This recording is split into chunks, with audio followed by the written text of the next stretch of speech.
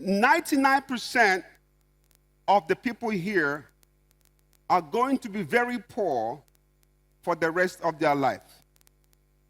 What did I say? 99%.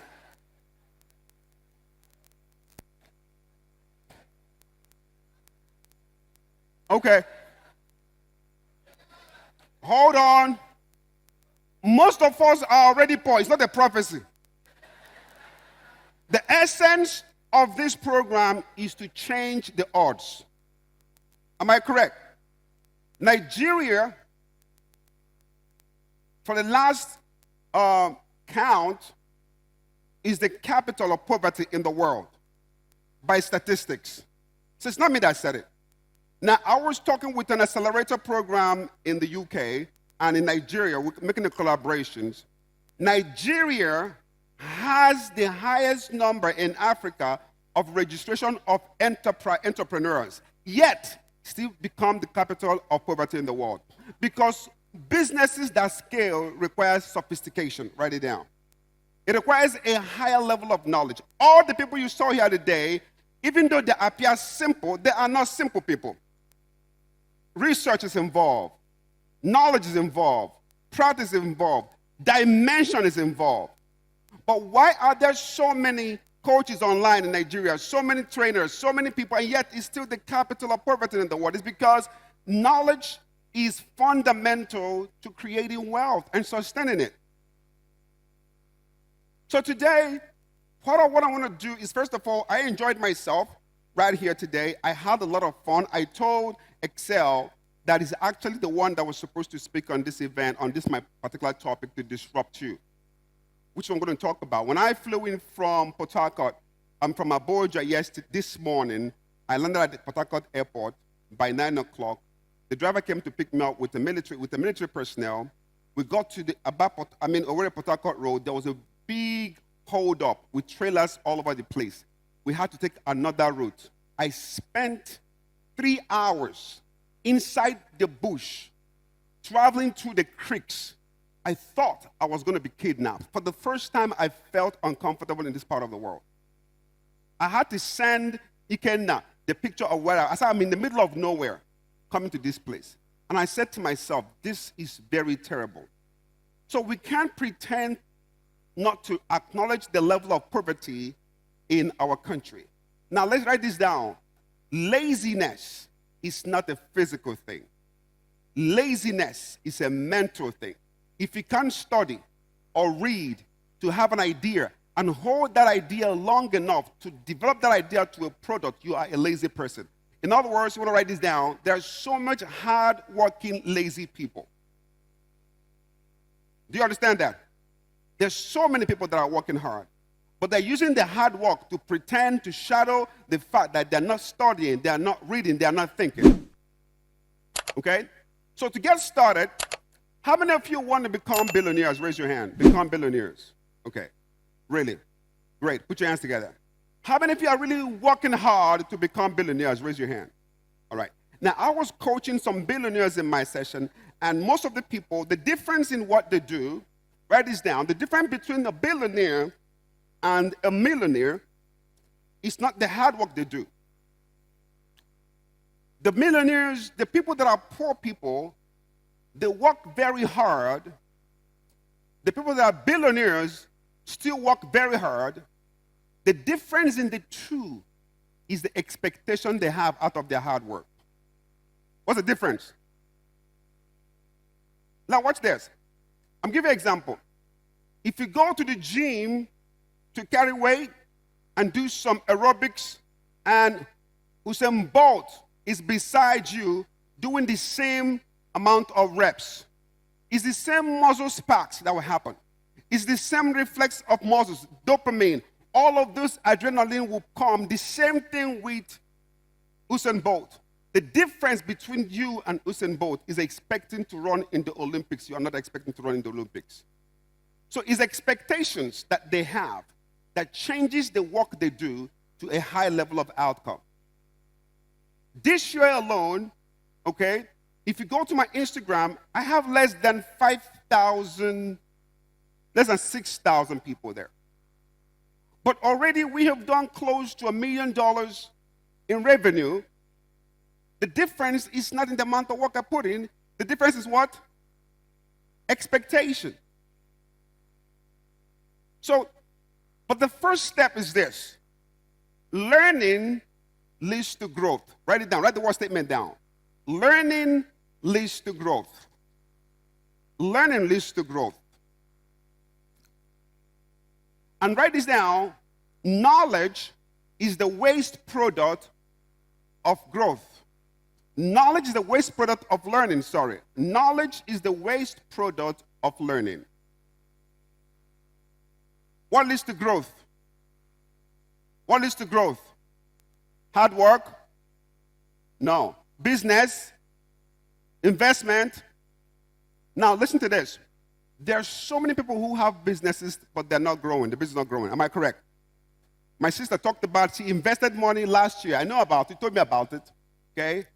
And she almost lost the money. So what leads to growth is what? What leads to growth? And what is the waste product of learning? What did I call it? What did I qualify knowledge as? Now, anytime a knowledge creates a result, the knowledge becomes useless to the person that created the result. Which means, if you want a new result, what happens? You have to learn something new. So now I was having that discussion sometime with some people who are doing very well, and they have gotten to the point they are no longer growing. I said, because you are trying to recycle old knowledge. Because what led you to where you are is not enough to take you to where you're going. Okay? So write this down again. Don't clap yet. Learning leads to what? What does it lead to? And what is the waste product of learning? Now, what did I call the waste product? If you want to learn how to read English, you have to learn ABC. Am I correct? Once you've learned ABC, do you need to learn it again? What do you do with it? You begin to learn how to read. But listen to this. Why knowledge is very critical and important is it helps those who are about to get the result you already got. Does it make sense? Knowledge becomes useful again when it becomes useful to those that were about to get the same result. Now, what that means is, I have seen people who have built businesses, but there's no one that can do well by them. I have seen people who have companies. The company is not growing because they are not transferring the knowledge to their staff. I have seen people who have built Ugochukwu and Sons, and when they die, Ugochukwu becomes poor. Because they are not transferring the knowledge they have to the next people who are coming forward. Does it make sense? So write this down again. Your life is determined by the definitions that you have about concept. Your life is determined by definitions, not by effort.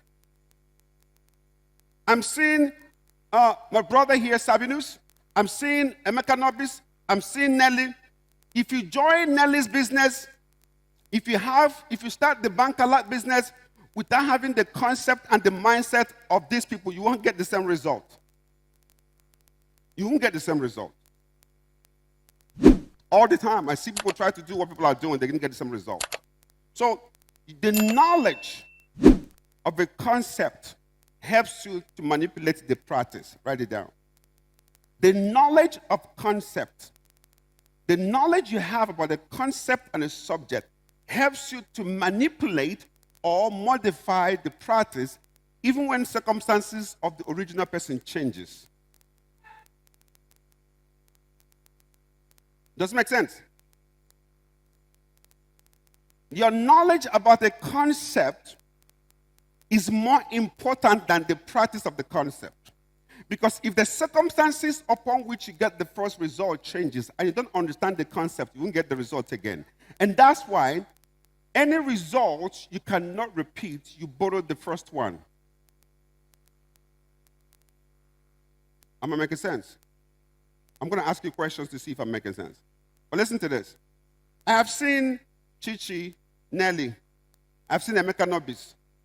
What they did last year to get results is not what they're doing this year to get results. Am I correct? If you follow what they did last year, you won't get the same result they get this year. Am I correct? So what does that mean to you? I'll give you an example. How many of you have been driving a car before and the car stops on the road? You started the car from your house, got in the middle of the road, and the car stopped, and you couldn't start it. Raise your hand. And someone comes in the same car without bringing any tool, open the brain box or the start button, and they remove something and touch two wires, and the car started. What's the difference between the two of you? He has knowledge of the concept of how a car is built. So I am not so much excited about you starting the business as I am about you understanding about how business works. And that brings me to the 3 types of learning you're supposed to have before you live in this class. 3 types of training. The first one is theoretical training, which explains the process and concept of a subject. The first type of training is what? Theoretical training. What does it explain? It explains concept and process. Because I see people in this country, everybody's trying to make it. Nobody's trying to understand concept. Nobody's trying to understand subject. The second type of training is tactical training, which is a training that happens in the field. Someone met me today, and she was one of the people trying to talk to Nelly. They rounded her up. I said, don't worry. Network to Nelly. I will take you to Nelly for relationship. If you get to be part of Nelly's life, you will understand what Nelly can never teach you in the class. Does it make sense? Does it make sense? Now write this down. Teachings bring awareness. Relationship bring discipline. Community brings wealth. The best you can get from this training today is that your mind is opened. You become aware of possibilities. You know you can make it. But not all possibilities, write this down, is probable in your life. Not all possibility is what? Probable. Now, what is possibility? It can happen. I told you today, I asked you a question, how many of you want to become billionaires? You raise your hand. It's a possibility. But what are the odds that you can become a billionaire? What are the things you need to learn? What are the things you need to do? If you don't have those concepts, even though you desire to become a billionaire, the odds is still stacked against you. So I'm going to show you something on my slide right now that's going to show when I said the chances that most of you are not going to be wealthy in business, you think I was joking. Now watch this. Can I get my slide now? Now look at this. What are the chances of you becoming a millionaire in dollars? This year alone, we've done close to $1 million. And guess what? I have not done active marketing. What I have done this year was to finish my book, and I'm about to launch my online masterclass because my personal classes are very expensive. I have to make it available to a lot of Nigerians. And I've told Emeka today, all of them, both Emeka, Mrs. Nelly, Mrs. Choma, and Mr. Sabinus, and all of these people, I'm going to make sure that every one of them are going to be part of my inner circle to make sure I have the leverage that I want. So what are the chances to become a millionaire? I've seen Nigerians, when somebody makes 1 million naira, he says a millionaire. That's a lie. You have only $2,000.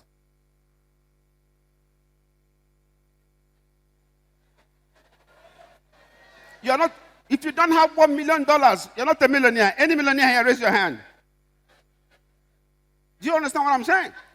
So the question is, you are glorifying poverty. $2,000 is 1.4 million. And when I say millionaire, stand up, you stand up. Hell no. Not yet. So, watch this. Now look at this. This is statistics. I didn't make it. First, how many millionaires do we have in Africa? 131,097 millionaires in Africa. Out of that is 125,000 millionaires. That's $1 million. 6,200 multi-millionaires. 275,200 cent millionaires, those who have $100 million. And then 22 billionaires in the whole of Africa. If you take 131,497 against 1.4 billion, 1.3 billion people, the chances of you becoming a millionaire in Africa is 0.006. Check it, it's there. It's not my statistics. Okay? So I'm going to show you how to disrupt you this afternoon and give you the code of what you could do, okay? Now look at this again. These are the determining factors that can make you become very successful. Number one is age. We'll write it down. At what age did you come in contact with knowledge of wealth? At what age? Most of us are 25, 30, 35. You have no idea or concept about knowledge of business and investment. You don't have that. So the chances that your effort is based on the wrong knowledge. Okay? That's age. So, but if you're below 25, below 30 here, there's still hope for you because you have not crossed a particular age where your brain is no longer as effective as it should be. All right? The second thing that can work against you or for you is race. Write this down, guys. If you're a black person in the world, the chances of you being a millionaire is smaller. The odds are against you as an African. So if you're not white, married in a rich family, then you're going to have to worry about something. But the last part there, which is the key, which is how I got where I am today. What is it called? Now, this is the leveler. Write this down. Effort is a common denominator. Knowledge is the differentiator. All men must make effort, but not all effort leads to success. It's the quality of knowledge in your effort that determines how to come of the effort. That's why, even though you can be here today and you walk away from this class, and all you take is all I said, without going to do more research, you'll be having an illusion of knowledge. Are you with me? Are you with me? Now I'm going to tell you a story. I was teaching knowledge anatomy in a university. Matter of fact, it was in Babcock University some years ago. I was 35 years old at the time. I was teaching the anatomy of knowledge. And I want you to know, I worked in J.P. Morgan in the U.S., and when I was in America, I found out that the founding fathers of America were men of faith. These men believe that they have the capacity of God in them to do whatever they can.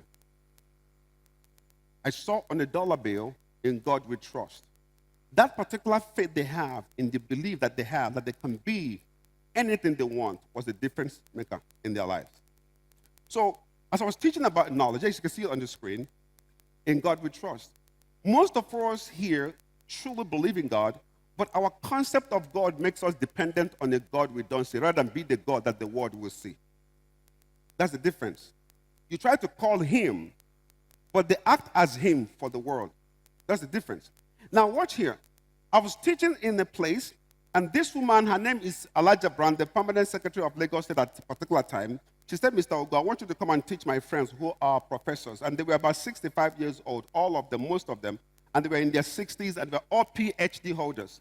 I was 35 at the time. I walked into the hall, and the first statement I made, like I always do, try to make everybody feel comfortable, and I said to them, "If you are an old man or old woman here, I want you to stand on your feet." And guess what? They all stood up as old people. I said, "I want you to leave the hall right now because I don't speak to old people." How do you think they felt? They got mad at me. They said, "Who brought this little brat to come and talk to us anyhow?" And I said, "Before you throw me away, please give me a chance. I want you to bring your phone and type the meaning of the word old." And they typed the meaning of the word old. What came out was antiquated, out of use, useless, and irrelevant. I said, "Where I stand," I said, "If you're still an old man, I want you to keep standing." They all sat down. What I found, and I told them that you're 65 years old, and you're a PhD holder, and this is the first time you're getting to know the meaning of the old for the first time. The question I ask people, what have you known the wrong way, and you've held onto it for the rest of your life, and it's not working? You're working hard, it's not showing. So most of you are growing up from bad parenthood. Most of us are growing up with wrong uncles. We are growing up in a very bad society, and all the knowledge we had has been corrupted knowledge that we celebrate the wrong things about life, but somehow it formed the fundamentals of who we believe we are. Is that correct? And you're using it to work hard and hustle. And it's like what you're doing is not working. There's nothing wrong with your effort. Everything is wrong with the quality of knowledge that drives your effort. If you correct that knowledge, everything else will work. So now, you know what I found? Whatever the society has destroyed or made bad, you can correct with study. Write it down. Whatever anyone has destroyed by reason of wrong examples, wrong 419 mentality. Sometimes we think Yahoo boys are those who do internet fraud. Yahoo mentality is instant result mentality. Most of you are Yahoo in legitimate business. Anytime you want result without process, that's Yahoo mentality. Does it make sense? So it's just like seeing all the people in front of you. I know my sister Chama, I know Nelly. These guys work hard. I trace Nobis. I have not known Sabinus a lot of time, but I can tell you, these dudes work really hard on content creations, and they do it a lot of times.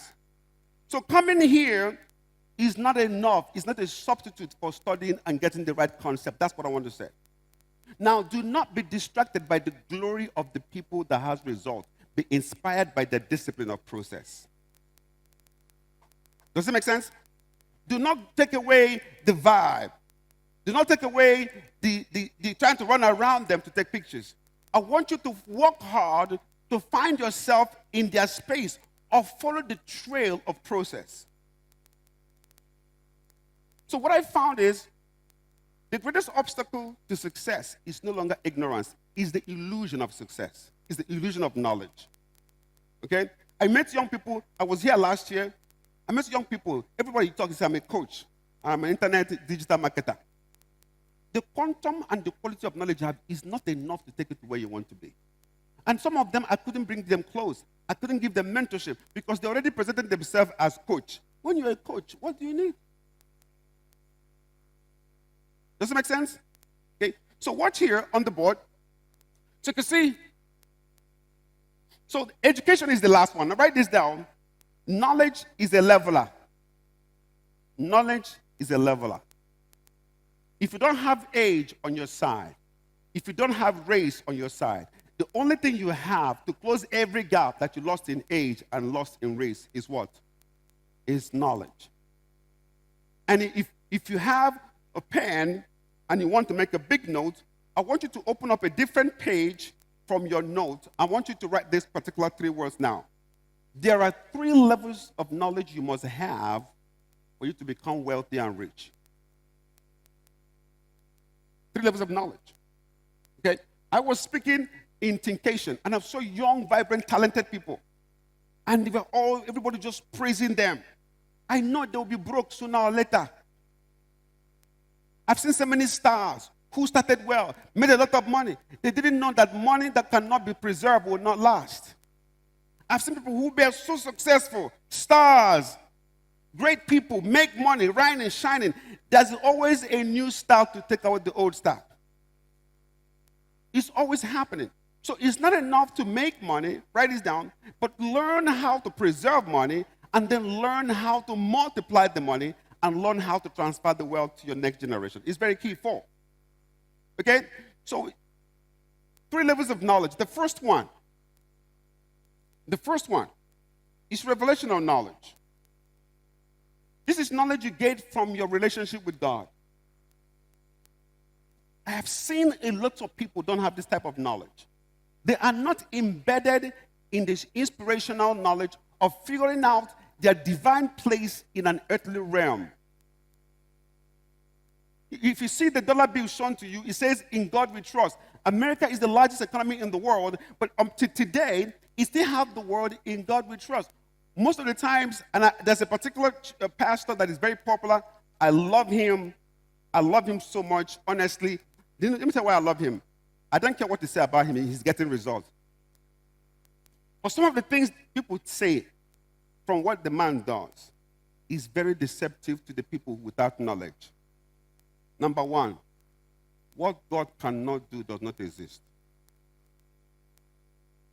When God is actually capitalizing on you, I agree with you on that statement, but your understanding of that statement is not my understanding of that statement.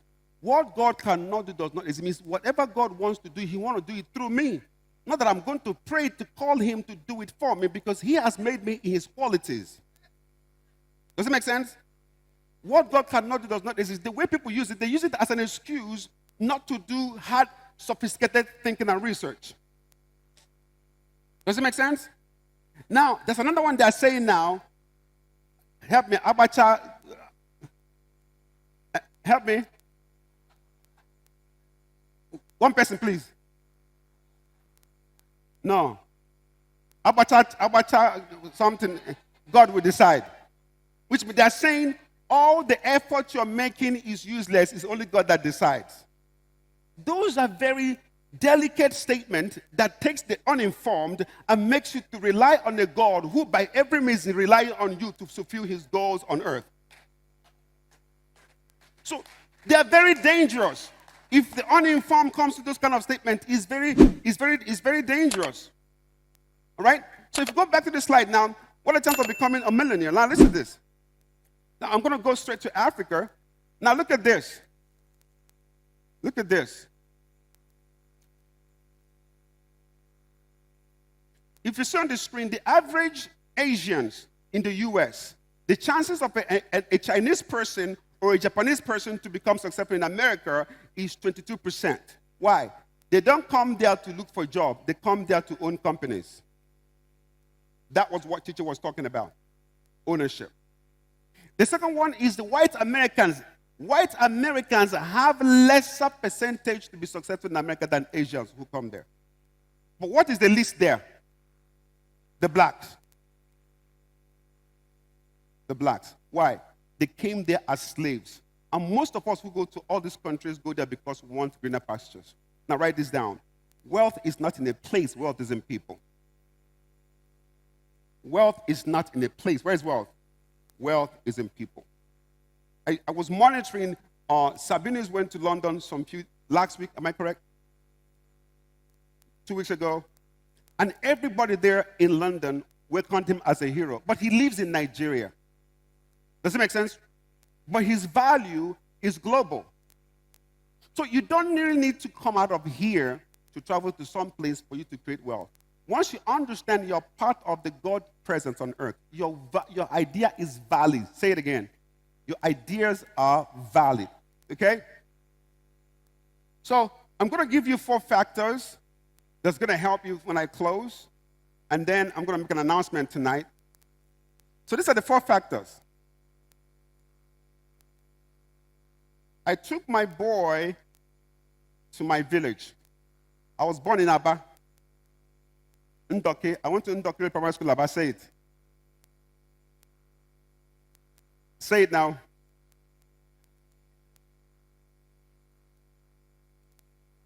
I went to Holy Ghost College, Owerri. I graduated from IMSU. My nickname in secondary school was the $1 Million Man. My nickname in secondary school was the $1 Million Man. Now watch this, follow me. I was born 1973. I had polio 1 year, 6 months after I was born. In my first year in the university, in Imo State University, I bought my first BMW. What does that mean? As a child, I saw that my situation was to prove to people that physical challenges cannot stop the mental growth. But if you have no physical challenge and have a mental problem, you're already a poor man, no matter what happens to you. So the problem here is this. Most of us were disabled at home by these 4 factors. Number 1, parenting. We are born in a poor family. Our mother and father were poor. So the first person that spoke to you when you were a little child was a poor person. If you are born in a poor family like me, can I see your hands up? The day I was born, watch this. The person that received me, the first time on the planet Earth and said welcome was a poor woman. So the first statement that went into my mind was a poor statement. And I tell you what, when I left the hospital and came back to where we live, because my mom and dad, we are poor people by some definitions, right? Which means I was brought back into a community of poor people. That's induction. So what does it mean? The innocent me had my mind being introduced to a life I was not given a chance to choose. Can you see where I'm going? So for 6 years, my mom My dad spoke to my mind based on what they know, without giving me the option to choose whether I want to be poor or rich. So I've already started receiving programming in my mind. Is that correct? Plus the added physical challenge I already have. Now, when I became 6-year-old, I was sent to secondary school. I took my boy to my village. My secondary school is in the village at Omanaboihide in Mbise. And the teachers that taught me from primary 1 to primary 6, we are all poor people. Am I correct? So write on your notes, 12 years of poverty instruction. Now, a seminar cannot take it away. Right? So 12 years, I want to show you something. Now, 12 years, I was being talked to. My uncle, my sister, my brother, so generational poverty, called collateral poverty, was introduced. So, and then I entered university. All the lecturers there were not rich people. Were they? They were regular employees who were getting there to get paid. They were not teaching me how to become successful. They were teaching me how to practice what they're not even practicing. So for 18 years, your life has been inundated. Your life has been reprogrammed over and over by activities, incidences, affirmations for 18 years. And you think because you showed up in the church on Sunday to disappear in 1 minute. Not going to happen.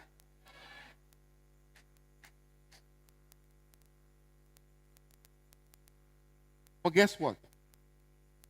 There's one thing nobody can take away from you: the willpower to choose another life. So disruption is saying what happened in the past is enough. Disruption means to make obsolete an event, to cut short an event and prevent it from happening. Now, if you're going to disrupt somebody, and the subject today is disrupt you. Now, I've told you two factors. Number one, the parent and the teachers formed you. So whether or not you like it, a decision to be poor was given to you before you realized to make that decision. Is that correct? So when everybody's now struggling in Nigeria, people are saying they are now millionaires. You made 10,000, you made 10 million. 10 million, 40 million is $20,000. You're not a millionaire, guy. It's because if you look at your family history and compare it to 10 million, you think you're a great man. So the reason why that was happening is even in your own struggle, you think you're doing well. Make sense? So I want to tell everybody right here, move from that survival mode, or I have made it out of my family poverty, into a creative mode, using God's own parameter to measure your capacity to be more. All right? Now, watch this. Are you with me? Are you with me? Okay.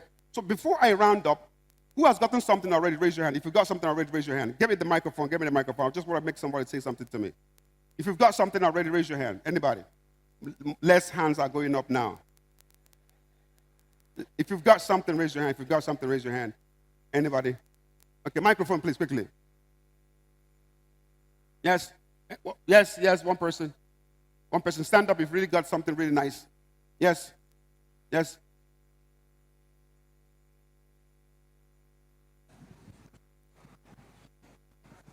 What is the one thing that stood out for you today? The waste product of learning. Yes. Is knowledge. The results you get today, it's what you're going to do tomorrow. For where you're going tomorrow, the result of yesterday is not going to, or the process that got you the result yesterday is not going to be enough to take you to the next level where you need to go to tomorrow. And so you have to constantly keep trying to learn every time in order to climb higher. And so a lot of times, a lot of people are not, there's a word I want to introduce, which is ambition. So a lot of people are not ambitious enough, and that's what causes us to want to look at where we're coming from, and we say, hey, I've made this money, I'm better than the rest of my family, and as such, I have arrived. So there is no more incentive to want to grow further. Please put your hands together. Put your hands together for my brother right there. Let me tell you why I know this guy is on another level. He recognized what simple mind cannot recognize. Number one, understanding that knowledge is a waste product of learning. Once an outcome has been achieved, the particular process that led there becomes obsolete. For the very person, if he wants to get a new result, he has to start that process again for the next level. Does it make sense? But knowledge is powerful when it becomes useful to the people coming behind you. Does it make sense? Does it make sense? And what shows that your growth came by learning is because you documented what led to your outcome. Does it make sense? What shows your growth came by learning is why you documented how you got there in the first place. Appreciate it. One more person. I need the lady right at this point. I need the lady at this point. Yes, give to the lady over there quickly. Yes, give to her. Yes. So many of you will not understand me because it takes knowledge to understand knowledge.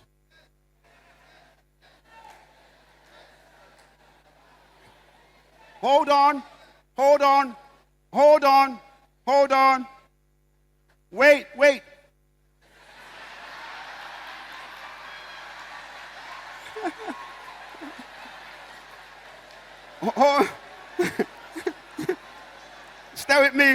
Stay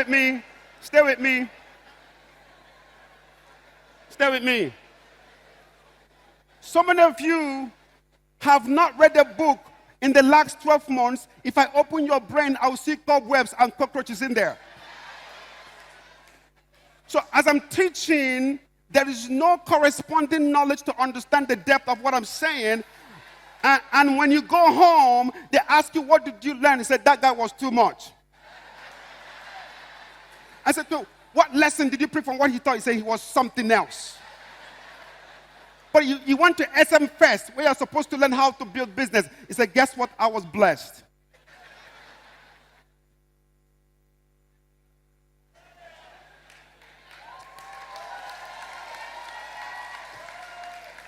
So it takes me about 45 minutes to bring you out of the doldrum of inertia, out of the oblivion of lack of knowledge, to the consciousness of your presence before I can begin to open your mind for the next level of your awareness.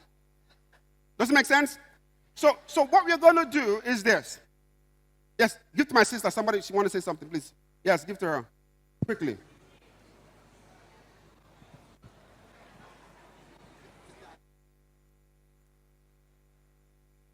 Yes, quickly, let's do it. I'd like to point out 3 things you mentioned. Okay. You said something about age, race, and education. To me, I know sometimes as entrepreneur or people growing and learning, it becomes difficult and we use an excuse for where we're coming from. We don't have these opportunities. We don't do this. But then, I've learned today that there are people who had nothing and they pushed. They did things that we, on our own head, me, myself, I'm telling myself I can't do because I am not exposed to some things that I feel I need to be exposed to before I get to that point I want to be in life. So I'm learning that I don't really need anything. Everything I need is within me. And once I'm ready to learn, I would achieve all. Let's put your hands together for her right there. So let me close. There's a lot to say.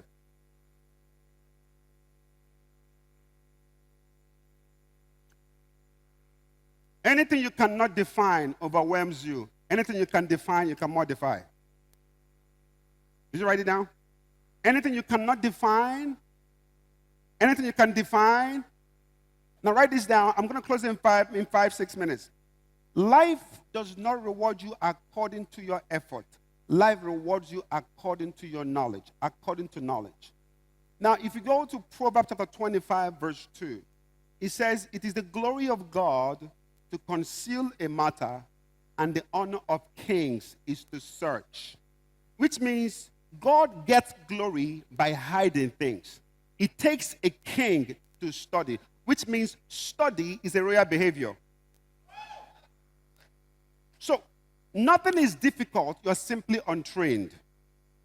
So when I see people struggle with stuff, it's just like assuming because you came here today and you get inspired, and you see by reason of inspiration you're going to become great. That's a fallacy, that's a lie. Does it make sense? It's not complete. So, the second level of knowledge is theoretical knowledge, which is understanding process and strategy. You can't get it in a seminar like this. This seminar will give you some key points, bullet points. But each person that came here today that is sustaining their result is coming out of a process of diligence in study and learning and observation. And I cannot come and, because normally I used to inspire people a lot and they fall over the seat and they still remain the same way last time I came back. So this time, I'm whooping your brain. So the second level of knowledge is theoretical knowledge, which is talking about strategy and process. And then the last one is execution mentorship, competence and mentorship.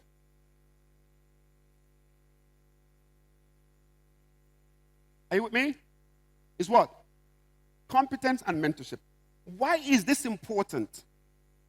I found out, quite frankly, that no matter how much you love God, and no matter how much God loves you, if you're void of knowledge, all of his blessings may not be available the way you want it.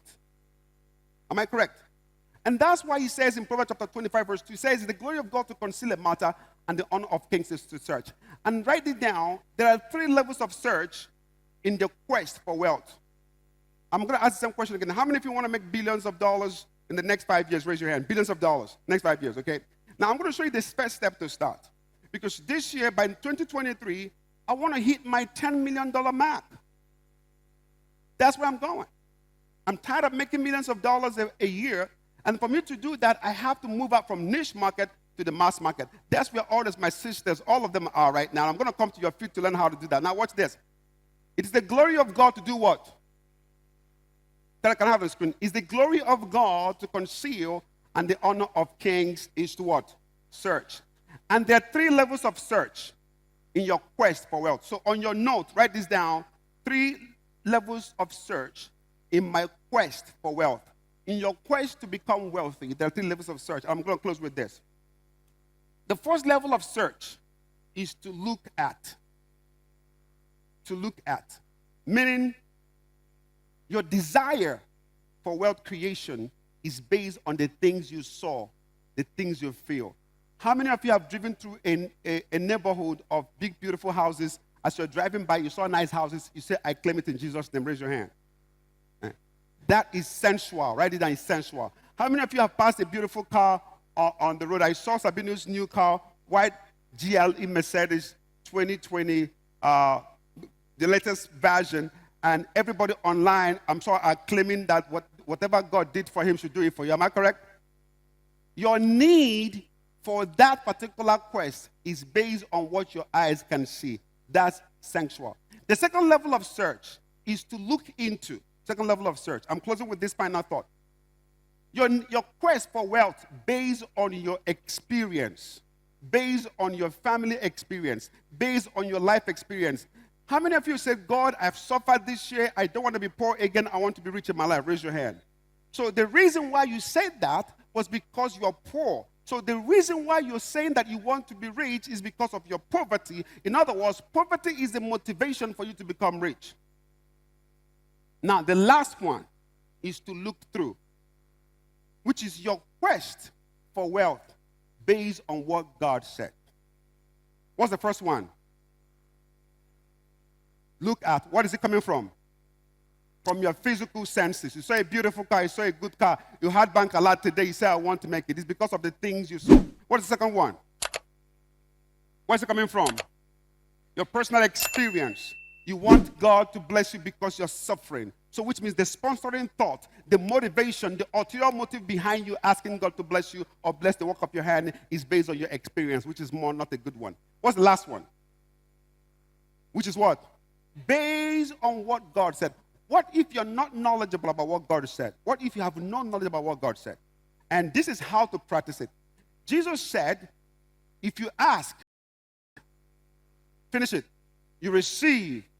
If you seek, you find. And if you knock, access granted. So 3 levels of search. Match it down. To look, okay, look at is to ask. Sir, I want you to come. Is that your wife? Please come together with your wife. Please put your hands together as they come forward, please. Yes, come. I want you to give me a microphone to her. Please come. Yes, yes. Please clap as they come forward. Yes, yes. Mama, Daddy, you want to talk? Do you want to? Yes, yes, yes. So, now, it says, it is the glory of God to conceal a matter, and the honor of kings is to search. Can I have that on the screen? So, write this word down. What is a synonym for conceal? So, let's change it now. It's the glory of God to hide. What's the honor of kings? Who hides it? Who hides it? Who is supposed to search it? When I was growing up, I've gone to church. They made me believe that God has done everything for me. By extension, I mean I didn't have to worry about nothing. But the more I try to depend on that, the poorer I become. But when I began to study and search, I began to change my situations around. Daddy, you want to come over here? So we have a scenario here. So, come over here. Yeah, Mommy, go over here. Yes. Give her the microphone. I want you to go over here. Now, this is God right here. This is God right here. And that is man. And it says, if you ask, you will receive. Is that correct? If you seek, you will find. If you knock, access will be granted. Let's take it again. If you ask, you receive. If you search, you will find. And if you knock, access will be granted. So, question I want you to ask, why does God hide things? Now, Mommy, I want you to do me a favor. I want you to practice the first level of search, which is to look at. Which means I want you to look at God. Your husband is now God in this context. This is man. I want you to ask God to bless you based on the things you can see with your eyes on him. His cap, his glasses, his phone. Okay? Now the question, why does God hide things? Because we all come here, want God to bless us. Nobody wants to study. Why does God hide things? Right? So I want you to ask God. Now, write this down. The Greek word for ask means to beg. The Greek word for ask is begging. If you go to your Bible right now and check it, and it says the word ask, and check on the meaning of that word, what you're going to see is beg.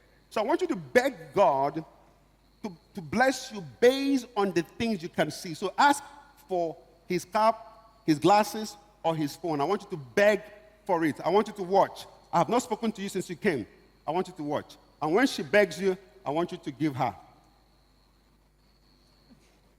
It must be something on him. Yes, something you can see based on what your eyes can see. Okay, there, God, I really like his cap. That's not begging.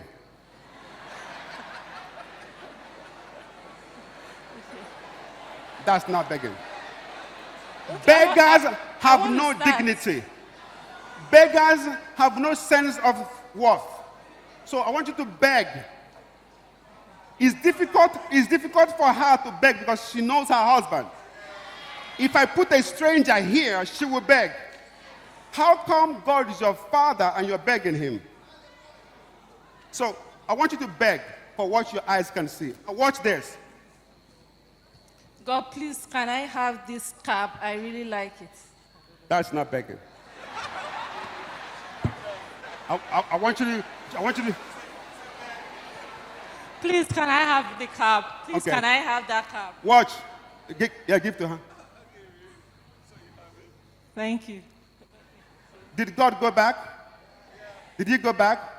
Is there a gap between the receiver and the giver? So when you ask God for things, he gives to you with that relationship. So the devil comes here and says, give it to me. So you begged for that contract. And God granted that contract. But there's no relationship between you and God. So after 6 months, you're broke again. I want you to go back and beg again. Beg for something else. Something else. Please, can I have the phone, your phone? Phone. Yes, please, please. Did he still go back? That is why you keep receiving things and keep losing the things and not sustaining it. It is difficult to maintain a gift whose relationship you've not kept. Now, I want you to return this back to God. Why does God hide things? So that we'll keep It's the glory of God to conceal And the honor of kings is to search. Search. Madam, I don't want you to beg God anymore. I want you to search him to see what he's got. Don't beg him, search him. Stop. Has he said anything yet? No. Is he close to God? The reason why God wants you to search is in search you find closeness with him.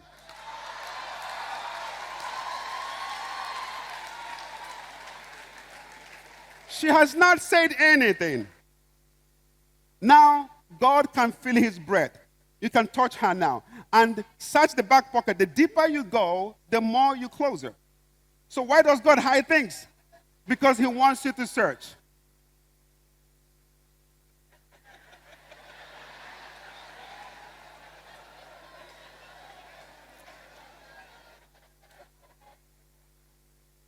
Now, watch this. Yes, time's up, time's up. I'm closing now. When he came close to God, he searched him. He didn't find phone. He found the factory for phone. When he searched God's pocket, he found the factory for cap. Once your eyes and your mind has seen resources of God, you can't ask for things anymore. Now, I want you to tell her, I'm going to give you the latest iPhone when she has seen the factory of iPhone. Would you accept it? Yes. Would you accept it? If he gives you one iPhone after he has seen the factory of iPhone, would you accept it? No. I want to have the factory. You want I want to have the factory with me always. Please put your hands together for yourself right now. Thank you. Put your hands together. Appreciate it.